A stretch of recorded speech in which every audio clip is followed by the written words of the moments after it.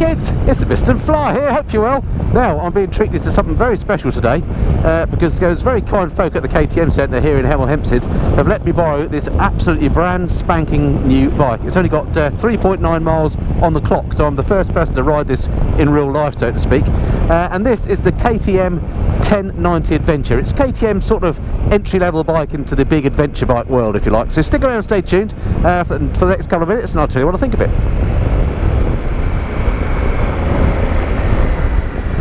Well, you've got to love the way brand new bikes feel. Everything is so tight on it. The switch gear is lovely and fresh. The gearbox is lovely and snickety, if that makes sense. A real treat to ride a brand new machine. And as ever, whenever you jump on a new bike, you get some, you quickly make some, first impressions, don't you? And the first impressions of this one, number one, is that the clutch bite is very wide. You have to almost release the clutch the whole way for it to bite, but that's just a matter of adjustment and getting used to. That's not an issue whatsoever. And then the other thing that I noticed pretty quickly, given I've only been riding it for about a mile so far, is that the seat's pretty hard. Now I think KTM have a bit of a thing about hard seats. I'm sure there's a big aftermarket in comfier seats, but yeah, this one is quite hard. It's not saying it's uncomfortable. It's quite nicely sculpted to cup your cheeks, but yeah, that was something that struck me about it. Anyway, let's find some decent roads and let's see how this bike goes.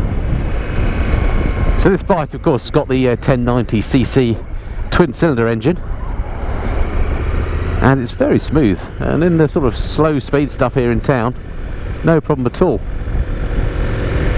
It's got loads of shove as well. I rode here on the big Triumph Triple that I've been borrowing, the 1050 Tiger Sport, which has got a great engine, but this one, I have to say, feels much faster than that. Okay, it's a bit of a bigger engine and it's a twin, so the delivery is slightly different. But yeah, you give it some throttle and it just leaps into action.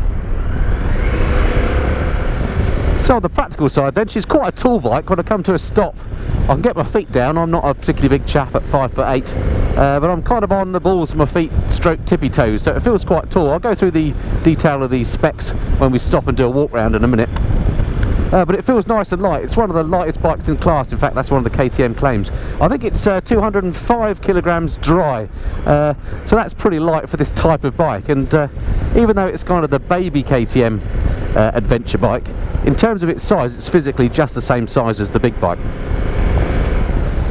As you'd expect with modern bikes, it's laden with electronics, of course. It's got the really clear KTM display, which I really like, and this control selector device here on the left hand that it's very easy just to flick through the various menus and select whatever function you want. It's got heated grips on this, which are currently on, and they're lovely. It's got 3 riding modes, as you can see: Sport, Street and Rain. I'm in Street, as I'm just on the street and it's not raining. Traction control, ABS, all that sort of stuff, of course.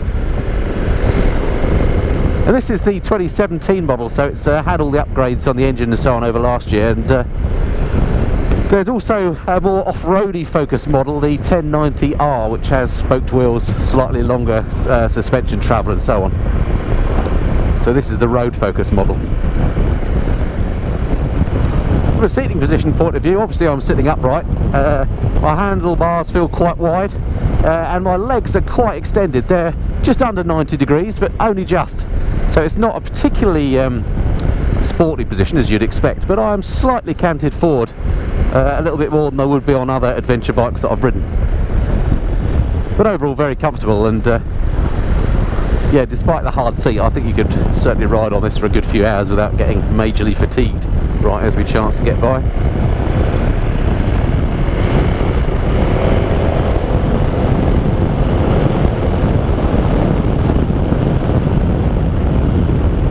Right, better slow down as we come into 30 zone. Yeah, well, you just need to nip by traffic like that, then this engine is lovely and lively, and the lightweight makes the handling feel very agile. Looks like another KTM on the approach. Hello, sir. Ooh, Super Duke GT, very nice. So handling wise, she's just lovely around these big sweepy corners. you just sort of set and forget, you know. She feels really nice and stable, and as I say, nice and light as well. It's got the WP suspension on this bike. I suppose if I was to describe it, I would say it was, well, it feels quite soft actually, but perfect for dealing with these horrible rutted and potholed roads that we have in Blighty. Handling is lovely. It's got quite a big screen on the bike. It's manually adjustable by the big sort of wing nut thing on the right hand side. And it's a very windy day actually today, so it's difficult to tell how good a job it's doing because I'm getting blown about a bit generally. But I'll get onto a faster road later and we'll see how good that screen is at keeping buffet off my head. Right, nothing behind us. Let's just check the brakes. Oh yeah, the front brake is very sharp indeed, which is amazing for a brand new bike actually, because they've hardly had a chance to bed in. Let's just try the back brake. Yeah, very good actually, and very eager. I felt the traction control just come on there when I stepped on the back brake. Yeah, lovely around these bends.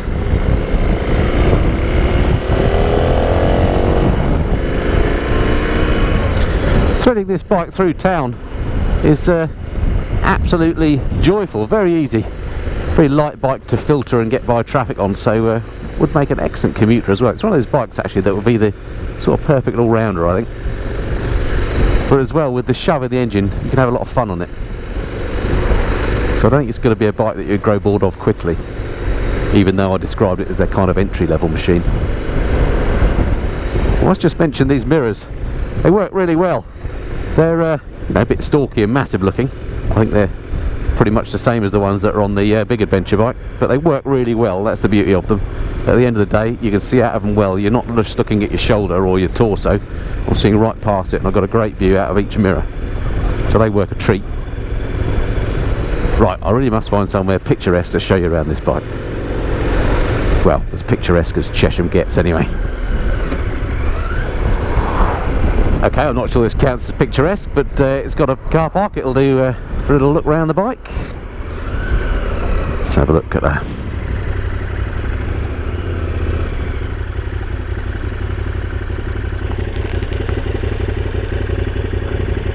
Massive chunky stand, I like it. Right, here we are then. Here she is, the KTM 1090 Adventure, the 2017 model. And just bear with me, I'll get my iPhone out so we can do a decent look round at the details. Okay, so here we go then. Right, hopefully you can see that now on the iPhone. Gives a nice clear view of the bike. As I say, this is the 2017 KTM 1090 Adventure, the entry level into their adventure range, if you like. In terms of specs, it's got 125 brake horsepower. And there is apparently an A2 license friendly version available as well. In terms of weight, I mentioned it's 205 kilograms unfueled.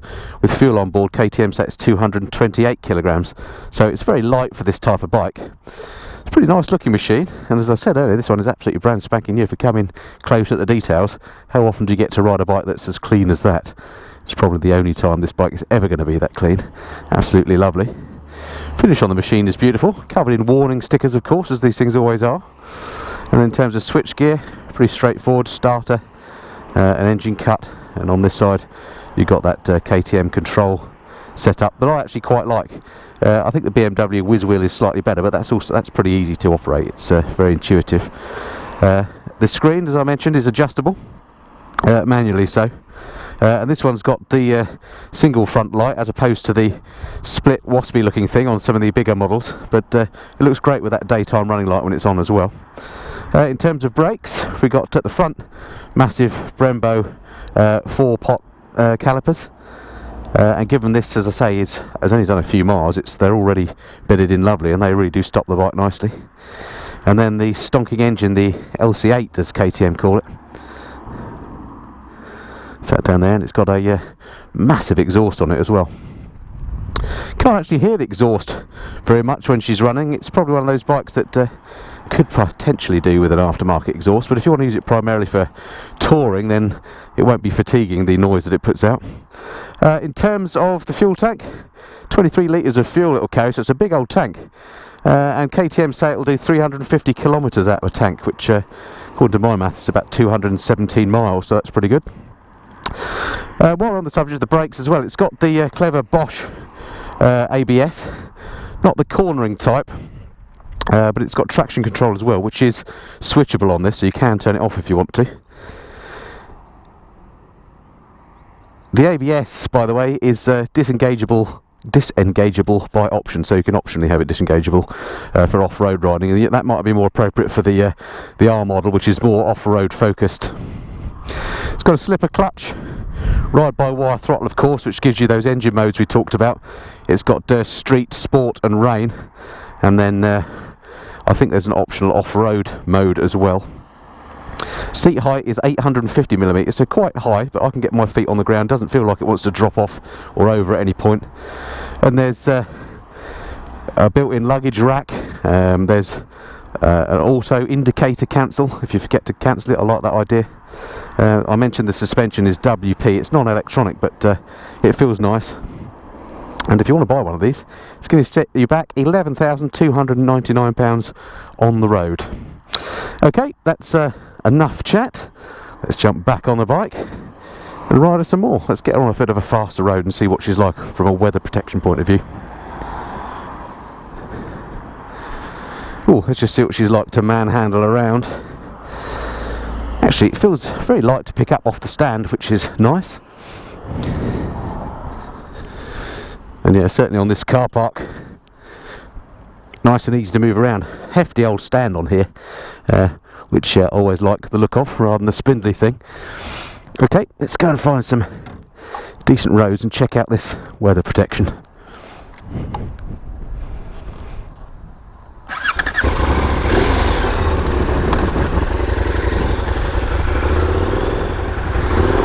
Wait before that truck comes.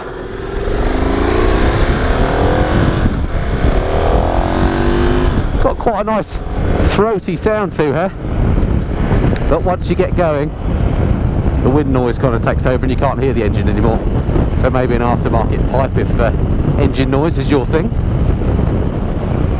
So at normal road speeds on this B road, I guess it is, I'm not getting any wind buffet much at all on me, on my torso. Absolutely fine. Slow down as you come into the 30. And I'm not getting any turbulent air off the windscreen either, so I'm going to go down here and find a faster road. I'm going to join the A41 where I get her up to sort of 70 miles an hour and just see what she'd be like if you were sat on a motorway. This is one of those bikes that you feel very comfortable on straight away. You know, I've only been riding it for the last hour and it feels like an old friend already.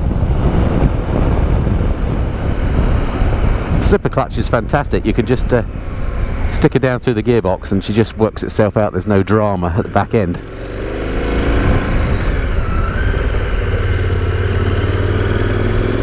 Nobody likes drama at the back end. Just ask my missus.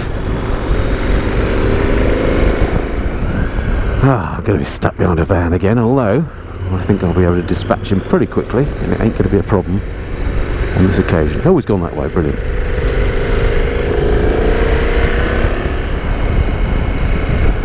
So much litter around here. What are you doing, Hertfordshire Council? Right, let's see how she goes.